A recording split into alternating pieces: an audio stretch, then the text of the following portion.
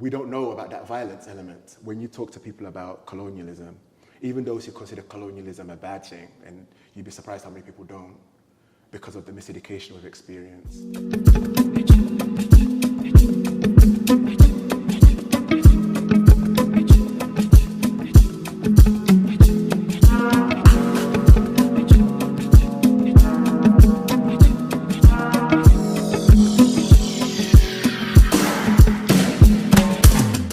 Welcome everyone, this is Griot of the Diaspora and I am your host, Nakaira G, and today we have a guest, Gbontwi Anyetei, and he is a writer and an agriculturalist. So we're going to talk a little bit more about politics in Ghana, some history that you may not know, and just some other fun facts about him and his writing.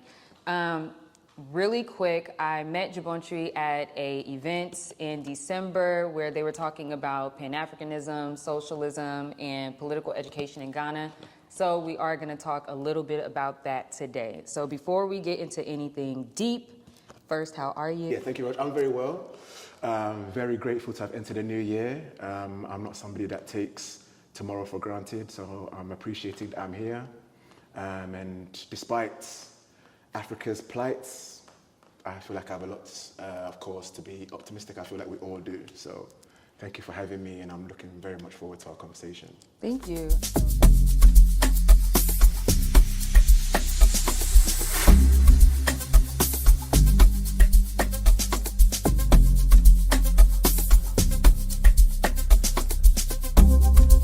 Talk really quick about your two books. Okay. What was the inspiration, and how's that going so far? It's actually 3 books now, I'm happy Okay. to say. The inspiration is different things. All 3 of them are quite different. The first one is political satire, humor. That was based around my upbringing in Britain and sort of British racism, sometimes violent, sometimes not. My character experience is that he comes to Ghana to hide out from the fallout of a very big incident that takes place. He has all kinds of chaotic adventures here. And so that story is called What Do You Call It? Even the title of it very much sums up, I always say, the kind of the diaspora experience. When our parents are trying to articulate things to us, English is not their first language. It's not our first language either, but it's more so not their first language. So the expression, oh, what do you call it? You know, when they're trying to find a word and they're frustrated. So that's what I named it after. And it's also the title of a grime track. You know grime music? No. And yeah, so it's, Is it like goth music? No. Okay. It's like a UK take on hip hop at the time. Late 90s, and it still exists now, but it's not as prevalent now. So it's kind of like that era's trap or something for the UK. Mm-hmm. And then the second book, that's completely set in Britain, and that's crime, some comedy, but mostly crime. I'm actually working on finalizing the publishing for the sequel to that. That one's called Mensa. That name also has some layers to it. It's Ghanaian, but that character's more British than the character in the first one. And yeah, that one is less political, like consciously political, but it's there because everything I do, I always have to inject some politics in there. And then the third one is highly political and historical. That is The Red Ants and the Noise, that's the title of it. And that's about the genocide that took place in Accra in 1854. The British, as they generally would start their colonial atrocity, wanted to impose a tax on Accra. We resisted, and because we resisted, they bombarded us for 4 days. They actually brought a ship from Britain, the HMS Scourge, and that was new. Bombardments usually took place from the castles, and I'm sure you know that. But this one, they actually brought a ship, specifically a warship, to bomb Accra. So they started in La, which is the next town over from here, and then they came to Teshi. Those 2 areas were the least built up of the 3 areas. So they bombed them each for a day each to wipe them out. And then they went over to Osu, and they also bombarded that one for, I think it was about 2 days. They ran out of cannons, so they had to go and get some more from Cape Coast, and they came back and finished that. And it was an important story for me to write, because when I speak to not just people of my tribe, I'm of the Ga-Dangme tribe, or ethnicity or nation, whatever term you prefer. We don't know about that violence element. When you talk to people about colonialism, even those who consider colonialism a bad thing, and you'd be surprised how many people don't, because of the miseducation we've experienced. They don't know about the violence. They think it was some corrupt chiefs. They thought it was greed. And those things were involved, but very often after the violence.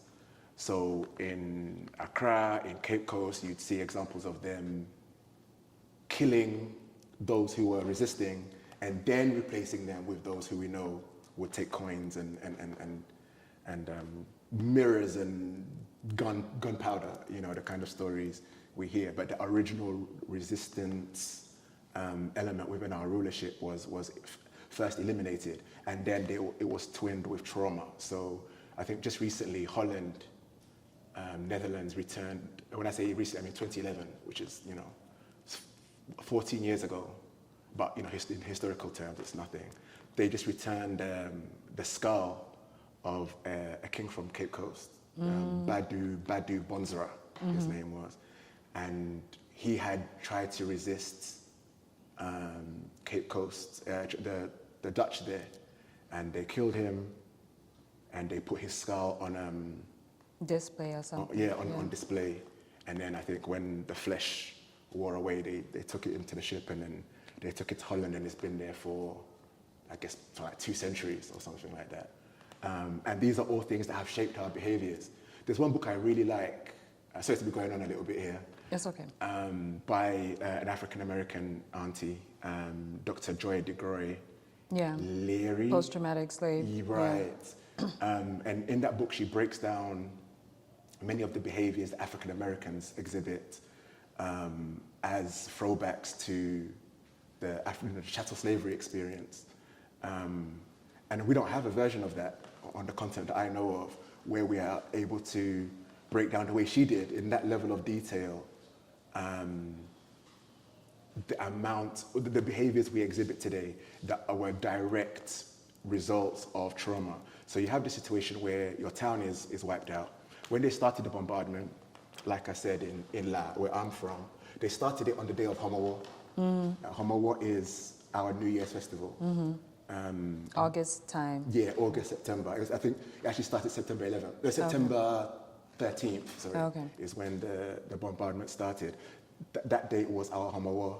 And so it's a New Year celebration from wherever you are from in the world. Picture the biggest holiday in your calendar.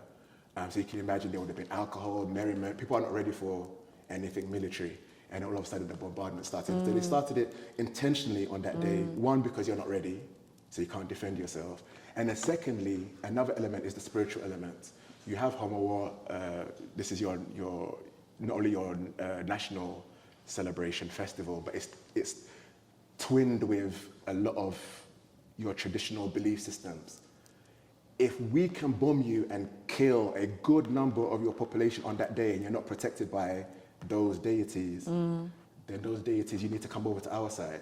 So there's a lot of examples of that kind of thing, apart from the fact that the dungeons were most often built on the site of shrines. A lot of what they did was specifically to denigrate the respect that we had for our traditional belief systems, and to put traumatic responses to the things we do. So I wanted to write that book. It's captured in a lot of sources, that book. The first I heard of this incident was actually a book about football. A man that was from our region in Cape Coast, in Accra here, because of the aftermath of the bombing, his family took him to Scotland. He was mixed race, I believe, and he became a footballer there. And so he's known as the first black player for Scotland or something like that. And he came from, from our part of the world. And so when they said that, and he'd come to Scotland after something happened in Accra, it was the first I'd heard of it. This is how I've grown up, 2 Ghanaian parents, neither of them have told me about it. And that's the sort of thing that happens a lot. With our history, you've got to have that interest. Whatever your field of interest is, you find out about something and you've got to basically work your way backwards forensically to find out what happened, what is being described, is it accurate, and all of this sort of thing. Yeah. Well, I'm glad that you brought up the history of the Ga Kingdom as well as its connections with whether it's the slavery, whether, from the Europeans. And that's actually a good segue because I think when it comes to Ghana, obviously when it comes to the tourism, marketing and things like that, most people associate the Ashanti with Ghana. Okay. Most people don't really have a lot of education or knowledge or just hearing about it, different tribes, different kingdoms that exist. They might know that there's different languages, but even still, people don't know who those languages really belong to. Okay. So I do want to talk a little bit about Ga's history in connection to, let's say, the diaspora or the diaspora story. So you mentioned the experience of bombardment, and I think that that's something that a lot of people don't know. A lot of people, when we talk about slavery and when we talk about the diaspora and what happened, for Black Americans, we are just pretty much told, they captured you and then you was on the ship. Yeah. There's not a lot of knowledge on what was happening those hundreds of years before people got on that ship, though. And that part of the history plays a large role in how colonialism actually became like a permanent type of mindset. People think that it only took 400 years to get us this colonized, and it actually took double or triple that amount of time. Where like some people think like, oh wow, these people just came here and it was just so easy to manipulate, or it was so easy to this.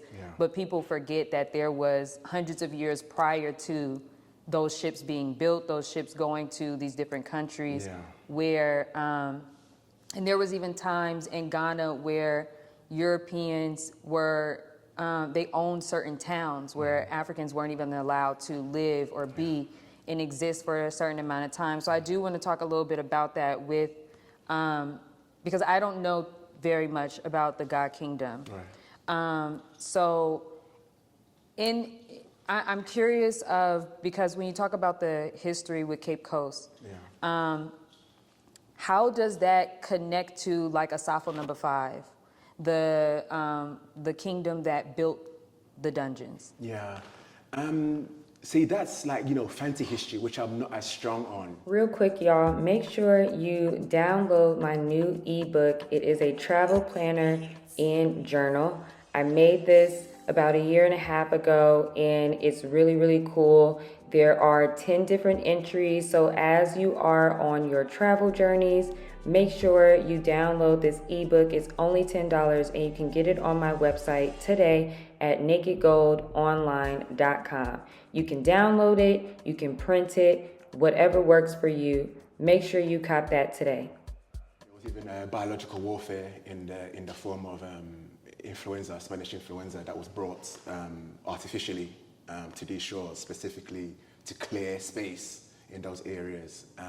That's how areas like today, La Paz was created by people from what was Jamestown, migrating northwards within Accra and leaving that area to be occupied and made now when they call it a Shangri-La for Europeans. Okay.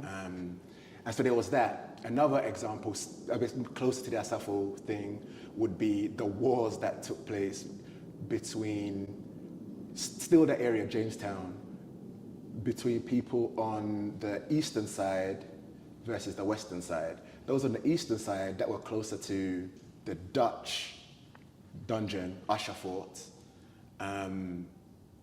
considered themselves Dutch people, and then those towards the west, closer to James Fort, considered themselves English. So there were fights. Some of them were like actual real skirmishes, and lives were actually taken. And then we also have accounts of battles that were artificial. And they just did that to please their British and European masters. And they would shoot over each other's heads or, you know, all of Let's this. break that down a little bit. I'm really curious. So would you, okay, before we even get into that, just to add some context. So I know within Ashanti history, we know that there was a version of slavery that existed prior to, we know that there was a version of slavery that existed prior to the colonial settlers that were coming in, right? So did the Ga also have like a version of whether it was slavery or hierarchical, you know? Definitely there was that. I don't know of any African peoples that wasn't a part of, whether it was punishment, or whether it was the capture of unfortunates, whether that had nothing to do with, or whether it was also prisoners of war. That was definitely something that took place. There was a market called Salaga Market in once again Jamestown, and that place was named for an area in the north where, in the north of Ghana, I should say, sorry to be specific, where a lot of people were captured and transported southward. I think people would argue that the Salaga thing was specifically to do with, you know, after James Fort and Christian Borg, like for the Europeans. And yeah, it'll be, I guess, maybe difficult to debate historically, but definitely in our history, there is accounts of people that were being bonded to each other and enslavement by ourselves on the ground, Okay. Yeah. Okay, so would you say that the Ga Kingdom was in good standing with the Ashanti? Were they ever at war? Yeah. What was that relationship like? We had a couple of battles with the Ashanti, but it was nothing like, say, them against the Fanti. I think that's where there were serious battles, and as I understand it, some against the Ewe people. But there was 2 battles between the Ashanti and us. The biggest one was Katamanso. I'm trying to remember the year. I want to say 1829. Sorry, I want to say 1829. I'm not sure if that's correct. But there was a battle, the Battle of Kataman. So that took place around what today we call Dodowa, the Dodowa area. Okay. And that was one big impasse that took place. But other than that, there wasn't that much conflict.